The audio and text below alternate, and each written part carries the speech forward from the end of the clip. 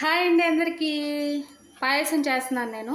ఈ వాటర్ పోసుకుని హీట్ ఎక్కిన తర్వాత సేమియా ముందుగానే కడిగి పెట్టుకోవాలన్నమాట. నేను సన్నవి తీసుకున్నాను, తొందరగా అయిపోయింది అనమాట. టేస్ట్ కూడా బాగానే ఉంటుంది. దీనిలో వేసుకున్నాం, హీట్ ఎక్కినాయి కదా వాటర్. ఒక 10 నిమిషాల్లో చక్కగా ఉడికిపోతాయి, మెత్తగా ఉడికిపోతాయి ఇవి. ఈలోపు పక్కన ప్యాన్ పెట్టుకుని హీట్ ఎక్కిన తర్వాత గీ వేసుకుందాం కొంచెం. ఆ గీ హీట్ ఎక్కిన తర్వాత సేమియా వేసుకుని ఫ్రై చేసుకోవాలి చక్కగా ఎర్రగా వచ్చేదాకా. ఈ విధంగా కలర్ మారిన తర్వాత ఆపేసేయండి. ఇది తీసేసిన తర్వాత దీనిలోనే డ్రై ఫ్రూట్స్ మీరు ఫ్రై చేసుకోవచ్చు. నేను వేయట్లేదు, ఎందుకంటే పిల్లలు తినరు డ్రై ఫ్రూట్స్ వేస్తే. ఇవి ఉడికిపోయినాయి కదా, సేమియా దీనిలో వేసేద్దాం. ఇక సేమియా వేసేసాను కదా, ఇదే టైంలో బెల్లం కూడా వేసేసుకుంటే కుక్ అవుతుంది.